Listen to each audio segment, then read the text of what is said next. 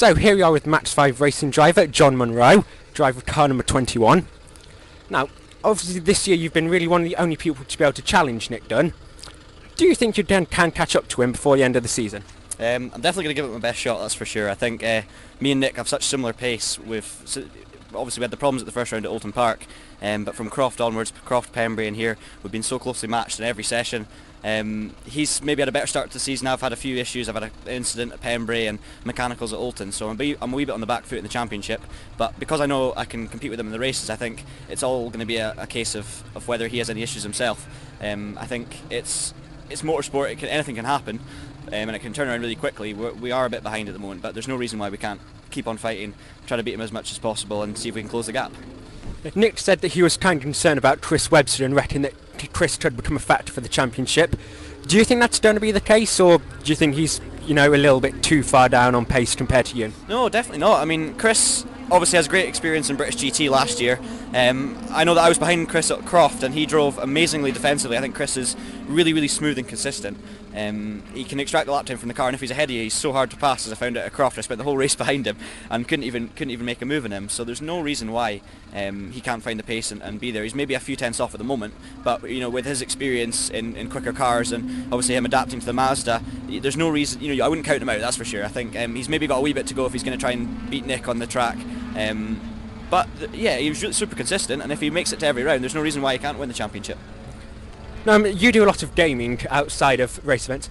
Does that give you an advantage and a little bit of preparation, or does it honestly not make too much difference to you?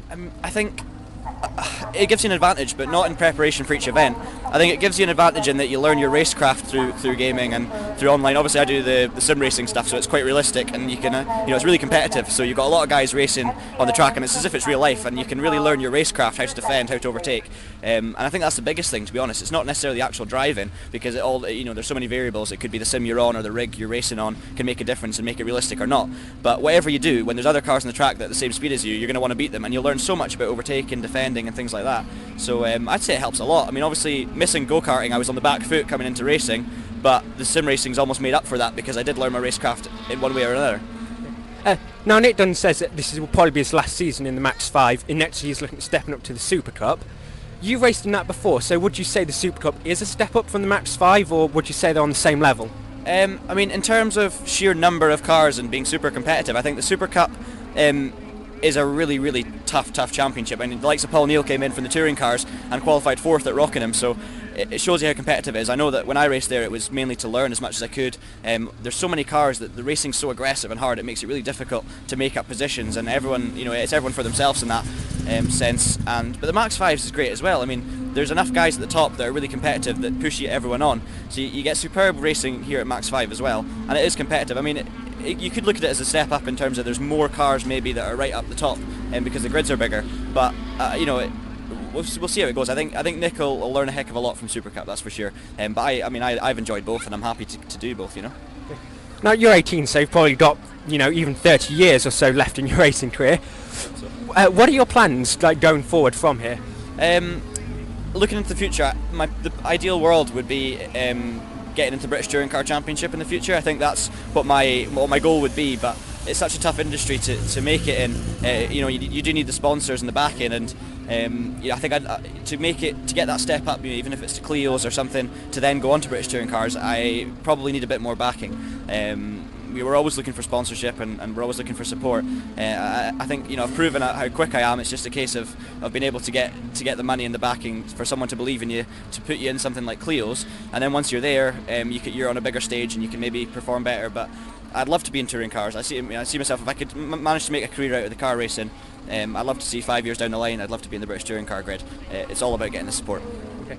Now, we have seen Clio Cup drives going into British Touring Cars before, Mike Bushell for example, and quite often they have ended up struggling in their first few seasons.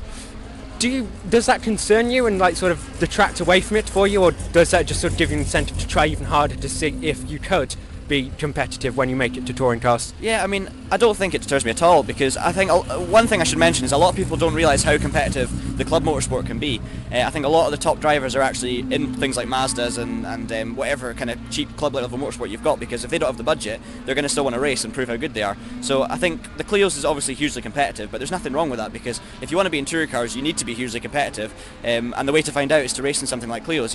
If I'm not doing well in Clios, then maybe I shouldn't be in touring cars. Therefore, the fact that it's really competitive is a good sign, because then I know if I've done well, I've really done well. And I tell you what, when you're racing against really competitive people and quick guys, when you get a good result out of it, it's so satisfying. So I see it as a challenge, to be honest. I mean, I'd love to jump in the Clios and see how I did. And obviously a lot of these guys are really experienced with those cars. I'm not so experienced with front wheel drive. I've never raced one. I've driven one, but never raced it. So it would be another learning curve. But it's just whether we can get the backing to do something like that and then develop the skills as we went forward. But there's no reason why we can't be fighting with the top guys, especially if we're aiming to get in British touring cars.